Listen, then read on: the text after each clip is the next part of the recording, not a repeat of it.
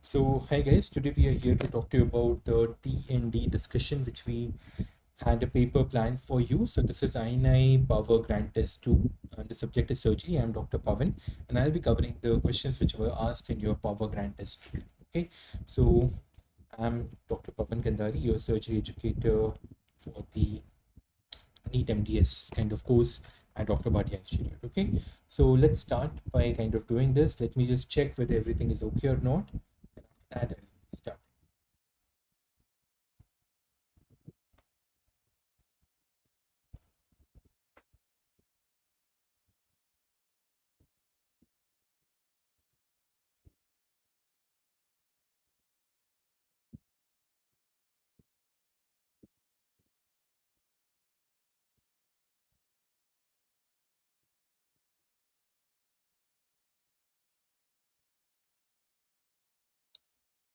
Um,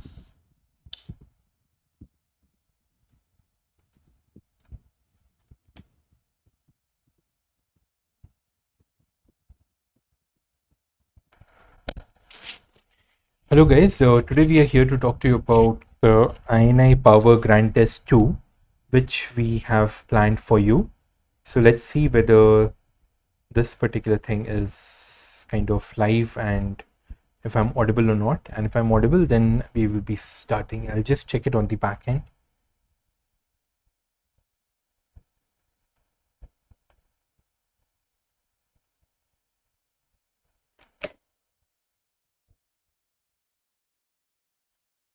Hello, mic check. Am I audible? 1, 2, 3.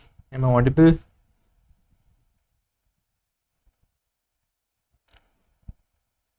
So hi guys, today we are here to talk to you about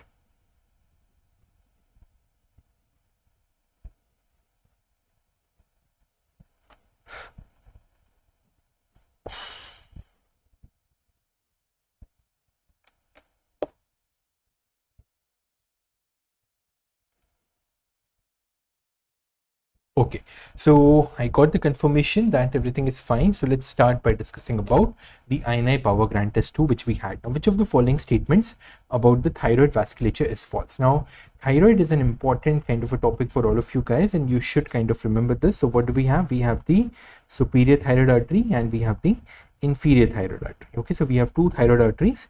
So the superior thyroid artery is basically a branch of your internal carotid artery. Okay, so the superior thyroid artery is a branch of your internal carotid artery, and then we have an inferior thyroid artery, which is basically a branch of your thyrocervical trunk.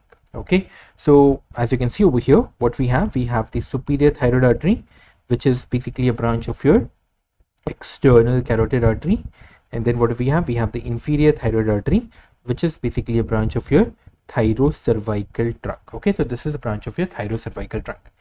In very few places, what we have is something which is called as a thyroidea imma artery, which is basically supplying this particular isthmus. Okay, so what do we have a thyroidea imma artery, which is basically supplying the isthmus of a thyroid gland. Okay, so I hope you got this particular stuff.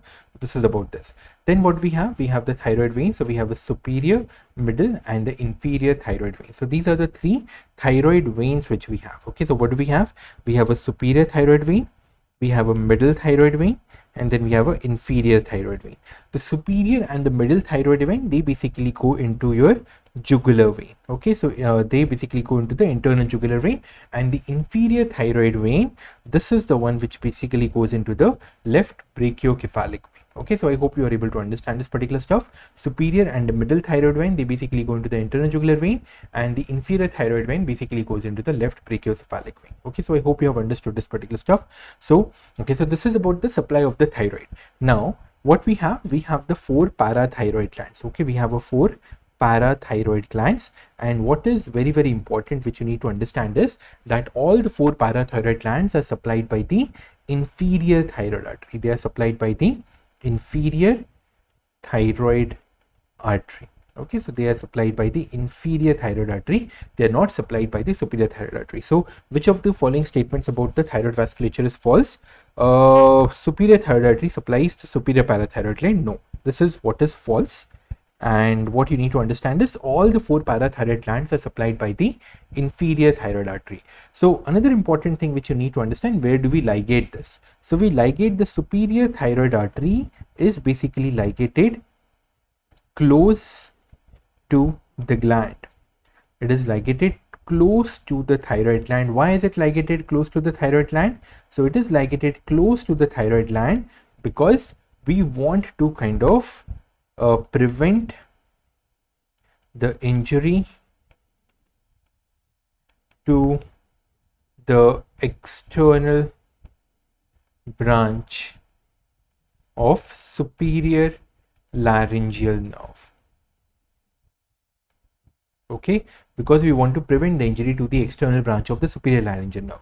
And what do we have? We have this particular inferior thyroid artery, and the inferior thyroid artery is again ligated close to the gland. Okay, it's also ligated close to the gland.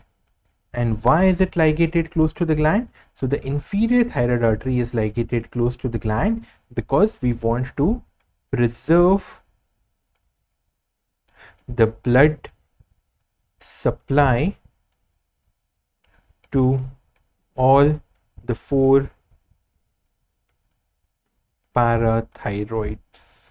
Okay, to all the 4 parathyroids we want to kind of preserve the blood supply, and that is why the inferior thyroid artery is basically ligated close to the gland. Okay, so I hope you have understood this particular stuff. So that is about the vasculature of the thyroid. Now, a 23-year-old lady with a sialolithiasis means that the patient is basically having a stone in this particular submandibular gland. Okay, so sialolithiasis, submandibular gland mein there is a stone undergoing whatever the excision of the gland. Which of the following nerves is at risk of the duct mobilization? So when you are mobilizing the duct of the submandibular gland, which of these particular nerves is at the risk? So the answer over here is a lingual nerve. So first of all, let us try to understand why do the stones. Okay, so we can have stones in the salivary gland. Okay, so we can have stones in the salivary gland, and what you need to understand is that the stones in the salivary gland are most common in the submandibular gland.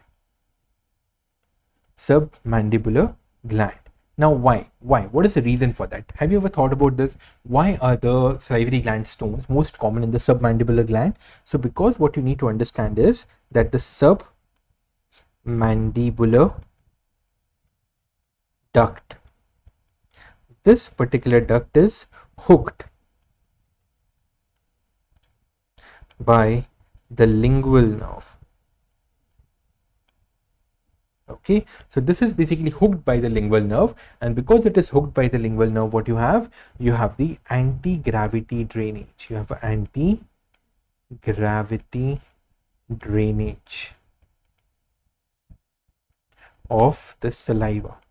And because you have the anti-gravity drainage of the saliva over here, that is the reason why the stone formation is common in this particular submandibular gland. And what is the clinical presentation like? What is the features which these particular patients are going to have? So the patients are going to have pain in submandibular lesion,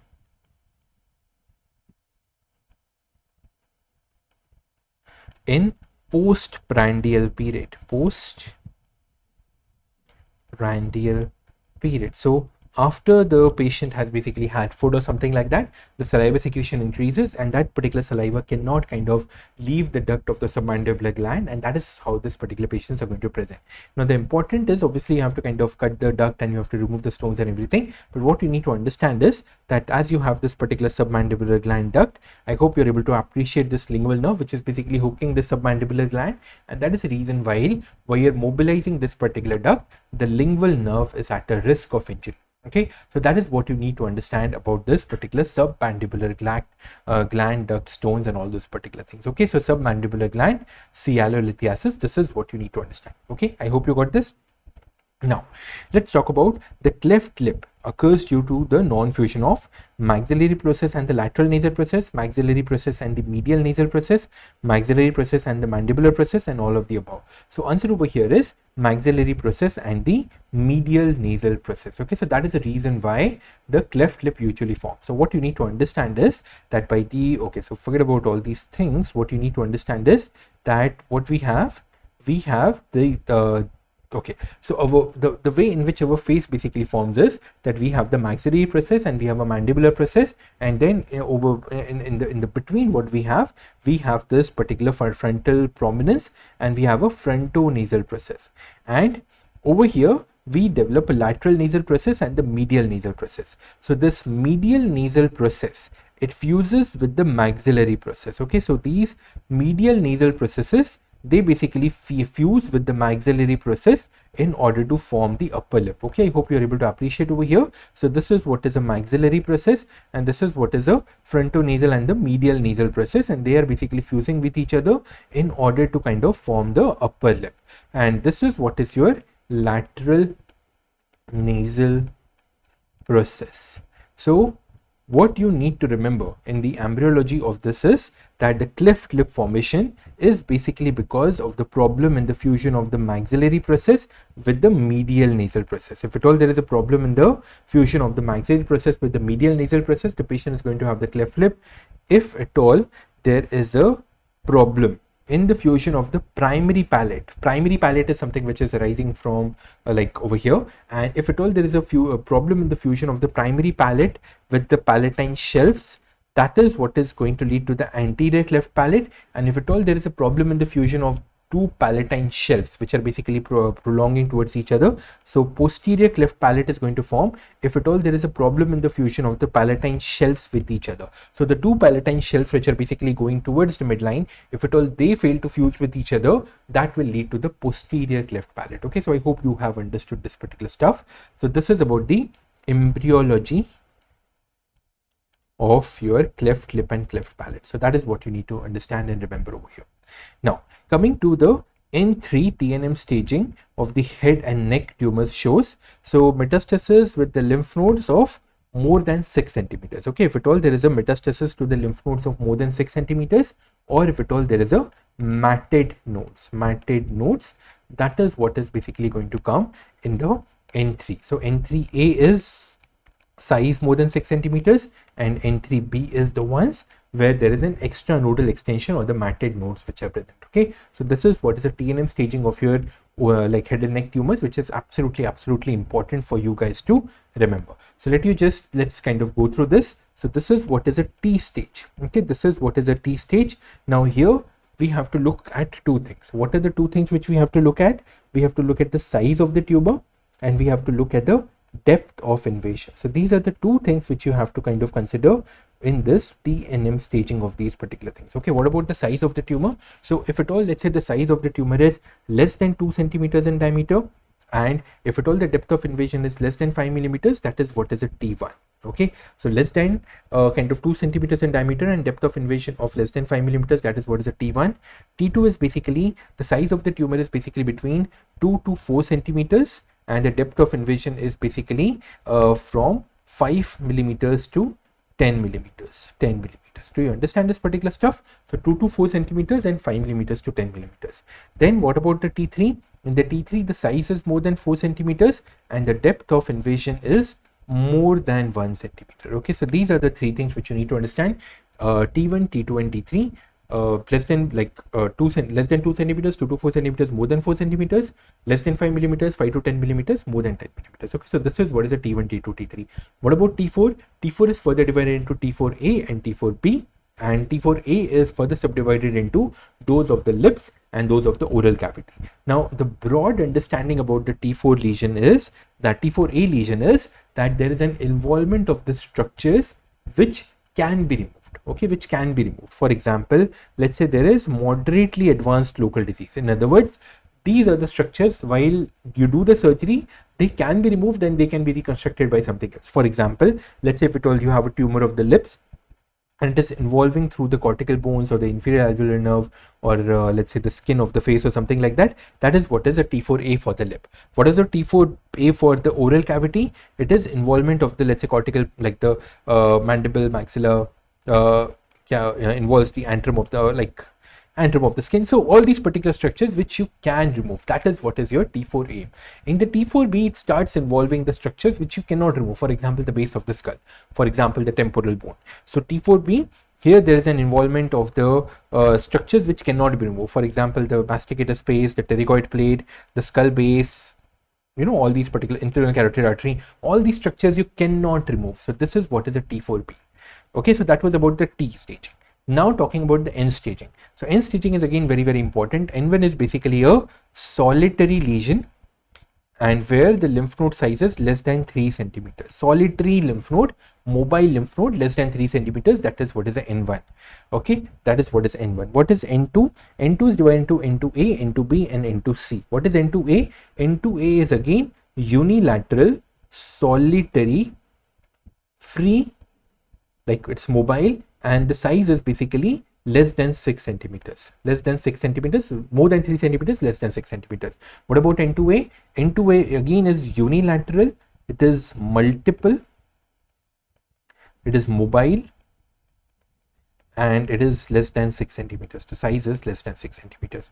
What about N2C? In the N2C, there is a bilateral involvement. Okay, bilateral involvement is there. Again, there is no extranodal extension. Okay, and what else is there? So there is size is less than 6 centimeters. So bilateral, size less than 6 centimeters, that is what is N2C. What about N3? N3 is further divided into N3A and N3B. So what is N3A?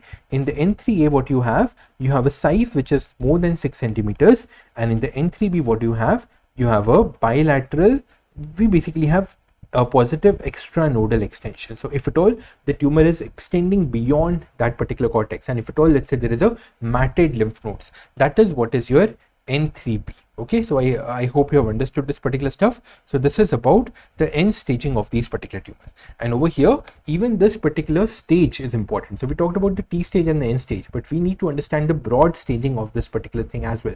Recently in this particular exam, we were asked this particular question on the staging. So it was very simple, because the metastasis was given, and because the metastasis was given, your answer was stage 4. That's fine, but let's kind of go through this. So in the stage 1, 2, and 3, it is pretty simple, because all it has is T1, T2, and T3, and here there is an N0 kind of stuff. Okay, but if at all, let's say the patient is having N1. Okay, so if at all the patient is having N1, it doesn't matter what the T stage is, and N1, M0, if at all this is a kind of a thing given, it doesn't matter what the T stage is there, then it basically is going to be, or if at all it's T1, T2, T3, then it is going to be again stage 3. In the stage 4, what do you have? In the stage 4A, again you have a T4A, that's fine. In the stage 4B, you have a T4B, that's fine. So that's kind of given. But over here, what you need to understand, if at all the patient is having N2, okay, then it doesn't matter, like till let's say it is T2 N2, then it is going to be stage 4A. Okay, because N2 basically comes under the category of the 4A. If at all the patient is having N3, now it again doesn't matter what the T stage is. If at all there is N3 with no metastasis, that is what is a stage 4B. And if at all there is metastasis, it doesn't matter what the N is, it doesn't matter what the T is, that is going to come under the category of 4C. Okay, so just go through this particular table, just sit with it for a couple of kind of minutes or something, you will understand it. And yeah, like that is important, because you are expected to know these particular T stages. Okay, so I hope you are able to understand this particular thing. Okay, okay guys, yeah, just give me a minute.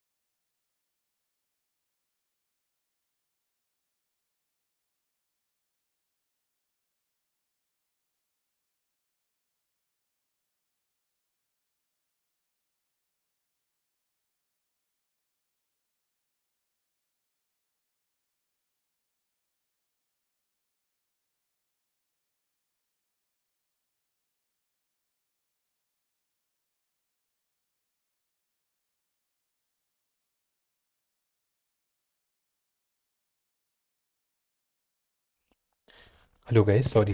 I'm really sorry. It was a very important call. I had to take it. That's the only reason. Sorry, really sorry for that. Okay, now let's talk about the keratoacanthoma. So what is a particular keratoacanthoma? Keratoacanthoma is basically a condition which is self-resolving. Okay, so it is a self-healing nodular lesion with the central ulceration. Okay, so just understand what is a keratoacanthoma. It is a, see that guys, in skin there are so many skin conditions which are there, which have been mentioned in Levenberry, and if at all they want to kind of fidget you around, they can ask any of those particular conditions. Keratoacanthoma is kind of important because it appears one of the differential diagnoses of this is basal cell carcinoma. Why basal cell carcinoma? Because if we talk about the nodular basal cell carcinoma, what is the characteristics of a nodular basal cell carcinoma? So the characteristic of the nodular basal cell carcinoma is that it has a central umbilication. Okay, so it has a central umbilication. That is what is a characteristic of a nodular basal cell carcinoma. Do you understand this particular stuff? Okay, so that is a characteristic of a nodular. Okay, so in the similar manner, keratoacanthoma also has that particular central umbilication. That is why it appears like that, but it is different. Okay, so let's talk about this. Keratoacanthoma is a self-healing nodular lesion with the central ulceration.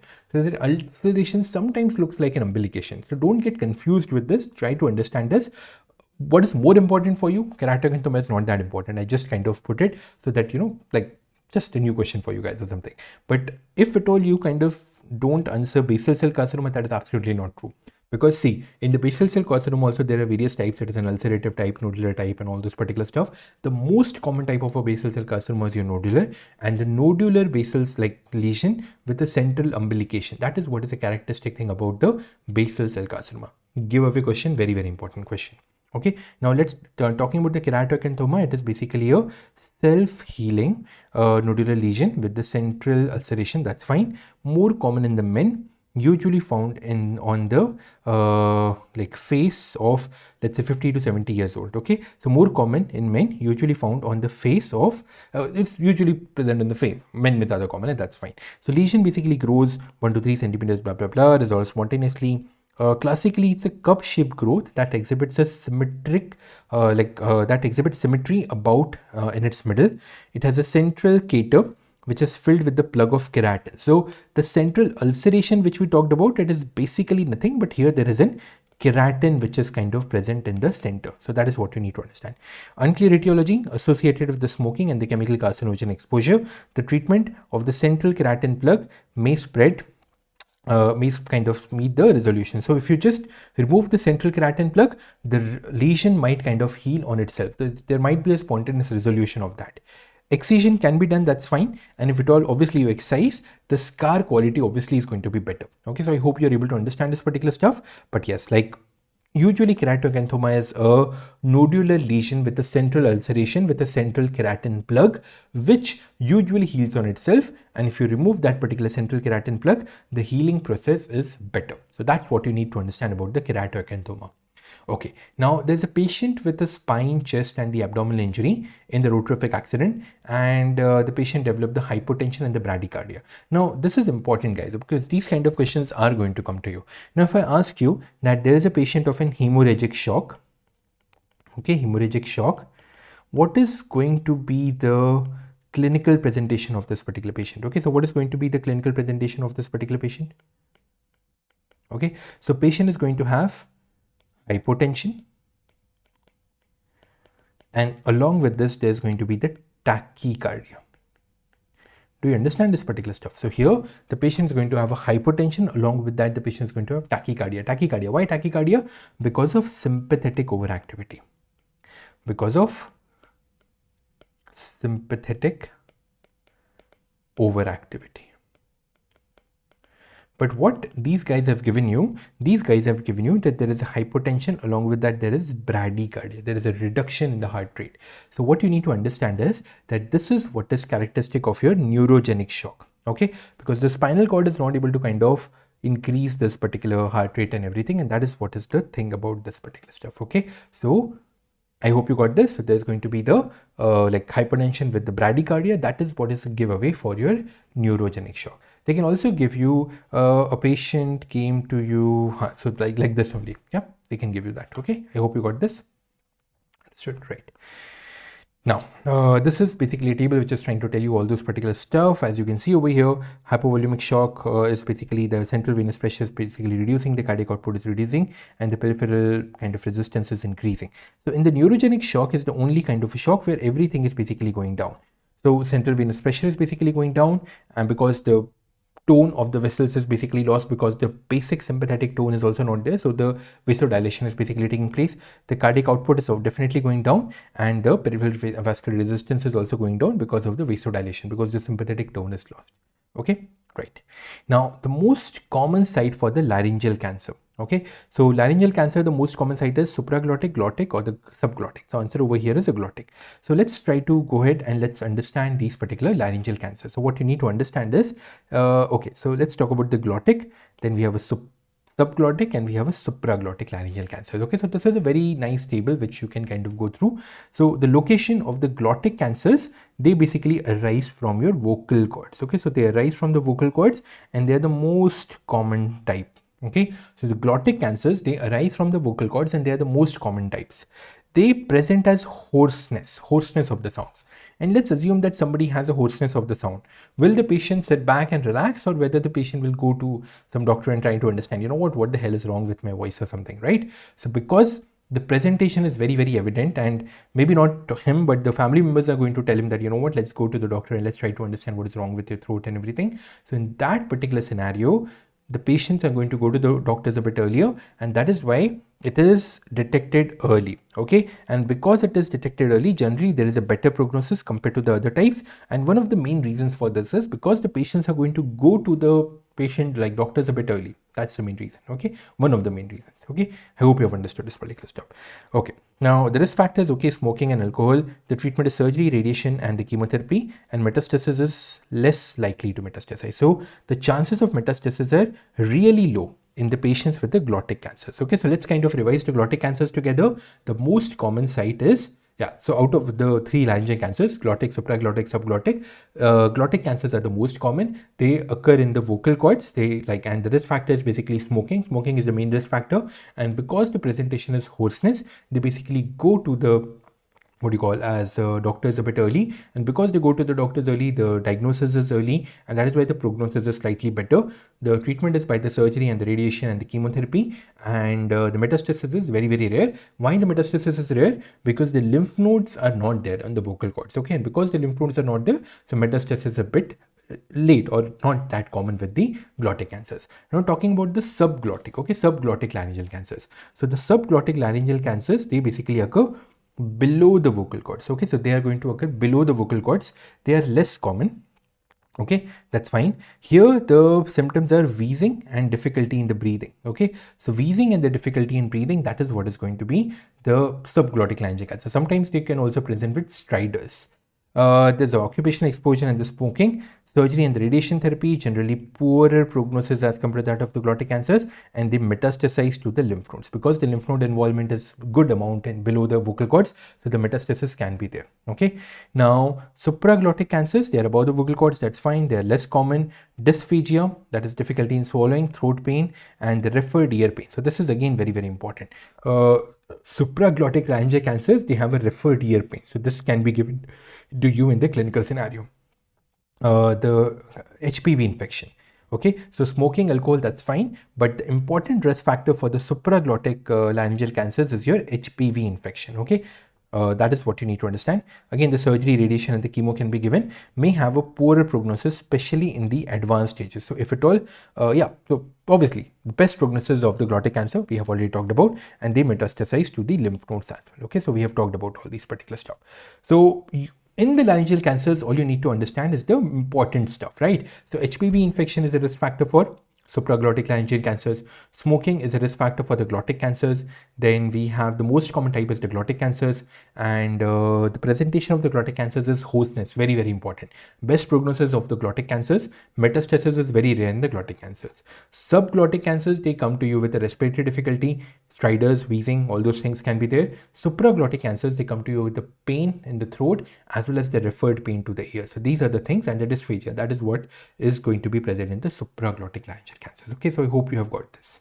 Okay, Now, level 5 cervical lymph nodes includes what? Upper jugular, middle jugular, lower jugular, or the posterior triangle lymph nodes. So over here, the answer is that includes the posterior triangle nodes. Okay, so the posterior triangle nodes are the ones which are the level 5 lymph nodes. Okay, so let me just revise with you the levels of these particular lymph nodes, guys. So let's kind of draw with me. Okay, so what do we have? We have this particular mandible.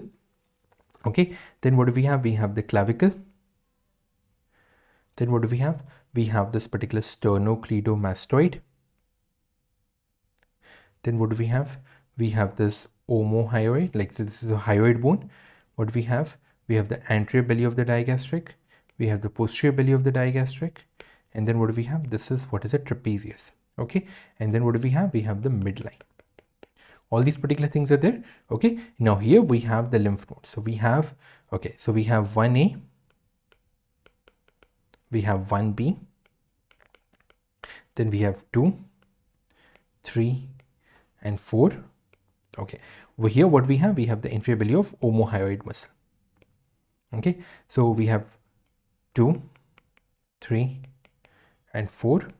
Then we have 5, we have 6, and we have 7. Okay, so what is this 1, 2, 3, 4, 5, 6, and 7? What are these particular lymph nodes called as? So what do we have? 1A is basically here submental group of lymph nodes. What is 1B? 1B is submandibular group of lymph nodes. Then we have 2, 3, and 4, which basically stands for upper, middle, and lower jugular. Okay, so these are upper, middle, and the lower jugular group of lymph nodes. Then what do we have? We have lymph node station 5, which is lymph node of the posterior triangle. Then we have lymph node station 6, which is basically the central group of lymph nodes. And we have lymph node station 7, which is basically a mediastinal lymph node. Okay, so these are the lymph node stations which we have, guys. Okay, so 1, 2, 3, 4, 5, and yeah, so I hope you got this. It's pretty simple, so you can just revise it with me. Submental, submandibular, upper, middle, lower jugular, posterior triangle, central group of lymph nodes, and the mediastinal group of lymph nodes. Now, there are various questions which are asked from these particular stuff. So what you need to understand is that, okay, so let me just ask you. So we do have something which is called as a Virchow sign. Okay, so Virchow's group of lymph nodes, Virchow's lymph node, and this is what is called as a Trousier's sign. Okay, so this is what is your supraclavicular lymph node enlargement. Okay, so what is this? This is what is your supraclavicular lymph node enlargement, which is basically present in, which is so what is the lymph node which is involved in the supraclavicular lymph nodes involvement? So Virchow's kind of lymph node, that is a Trousier's sign. So what is this particular stuff? So this is what is a lymph node station 4, that is a lower jugular. So this is, we have the sternocleidomastoid, it has basically 2 heads. So the lymph nodes which is involved in enlarged between these 2 heads of the sternocleidomastoid, that is what is a lymph node station 4, and that is what this is. Okay, so here this is lymph node station 4. That is what you need to understand over here. Okay, understood? Now then what do we have? We have something which is called as okay, right, in the medullary carcinoma of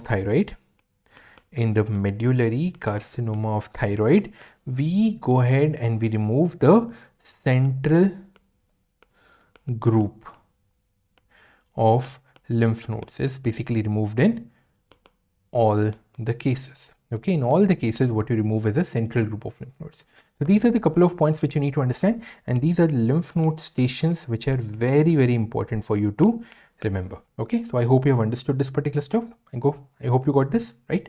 Okay, now the most common transfusion reaction is what? Okay, so the most common transfusion reaction is a febrile non-hemolytic transfusion reaction. So this is the most common transfusion reaction which is present.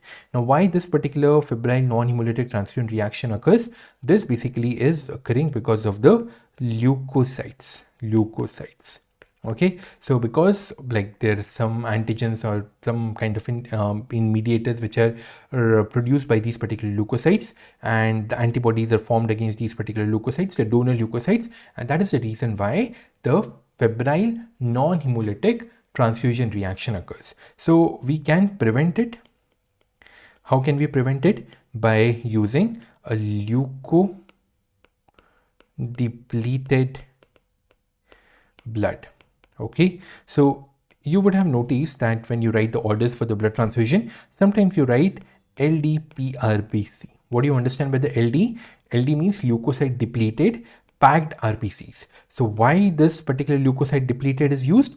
Because we want to prevent this particular febrile non-hemolytic transfusion reaction. Okay, I hope you have understood this particular point, and that is why we use leukocyte depleted packed RBCs. Okay, I hope you have understood this particular stuff. Okay, now if at all, let's say the patient develops this febrile non-hemolytic transfusion reaction, the patients are going to have the fever with chills and everything, but okay, and this usually occurs within, let's say, 1 to 6 hours of start of the blood transfusion. Okay, so it can occur in the middle of the blood transfusion, or sometimes it occurs after the blood transfusion.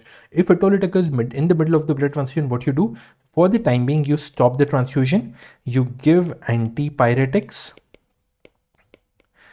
to the patient. So you give antipyretics and then you can restart the transfusion. Okay, so you can restart the transfusion. Do you understand this particular stuff? Okay, yeah, so please do that. Okay, so what you need to understand, you stop and you give the antipyretics and then you restart the blood transfusion. That is what you need to understand about this most common blood transfusion reaction. Okay, I hope you have understood this particular stuff. Okay, now true regarding the follicular carcinoma of thyroid. So what is true regarding the follicular carcinoma of thyroid? Hematogenous spread, can be commonly multifocal, readily diagnosed by FNAC, most kind of commonly carcinoma of the thyroid. The answer over here is hematogenous spread. Okay, so follicular carcinoma of thyroid can spread via the blood and it can go to the bones and it can produce metastasis. What kind of metastasis? So it can produce osteolytic metastasis. Okay, it can produce a osteolytic metastasis. That is what you need to understand over here. Okay, now commonly multifocal, no, it is commonly, like most of the times it is unifocal. That's fine. Can be diagnosed with FNAC? No, FNAC cannot diagnose the follicular carcinoma of thyroid. If at all you do an FNAC, all you get to know is a follicular lesion. All you basically get is a follicular lesion. If at all you want to do a proper diagnosis, for the diagnosing this particular follicular carcinoma of thyroid, what you need is a biopsy. Okay, what you need is a biopsy. I hope you have understood this particular stuff. So all you need is a biopsy. A biopsy of the thyroid is needed in order to diagnose a follicular carcinoma of thyroid. And most common carcinoma, no, not really. What is the most common carcinoma of thyroid? It is a papillary carcinoma. Okay, it is a papillary carcinoma of thyroid. Okay, so I hope you are able to understand this particular stuff. So these are the questions of this particular INI kind of power grant test which we had, guys. So yeah, that's what I wanted to discuss with you. I hope you understood this. See you soon. And yeah, if at all you want to kind of learn these particular things in detail, you can definitely think of subscribing this advanced plus V2 version for which the recordings are basically going on, and yeah, you will get these particular stuff pretty soon. Okay, thank you so much. Have a great day. Have a